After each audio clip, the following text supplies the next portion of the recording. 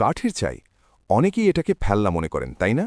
কিন্তু বিশ্বাস করুন, কৃষিকাজে এর উপকারিতা দেখলে আপনি অবাক হয়ে যাবেন। এটা রীতিমতো জাদুকরি। আজ একটা সিক্রেট শেয়ার করি। কাঠের ছাই দিয়ে তৈরি ন্যাচারাল রুটিং টনিক। এটা ফসলের গ্রোথ, ফলন আর কোয়ালিটি সবই বাড়িয়ে দেবে। সত্যি বলছি, এই টেকনিক ঠিকঠাক কাজে লাগালে আপনার ক্ষেতের ফলন দেখে প্রতিবেশীদেরও চোখ কপালে উঠবে। তাই ভিডিওটা এখনই সেভ করে রাখুন। আর বানানো একদম পানির মতো সহজ। প্রথমে 5 লিটার পানিতে 500 গ্রাম কাঠের ছাই মেশান। এর সাথে দিন 50 গ্রাম চিটাগুড় বা ব্রাউন সুগার। ব্যাস, মিশ্রণটা 24 ঘন্টা রেখে দিন। পরদিন তলানি ছেঁকে ফেলে শুধু পরিষ্কার পানিটা গাছের পাতায় স্প্রে করুন। এই পানি গাছের শিকড় মজবুত করে আর যোগায় নতুন প্রাণশক্তি।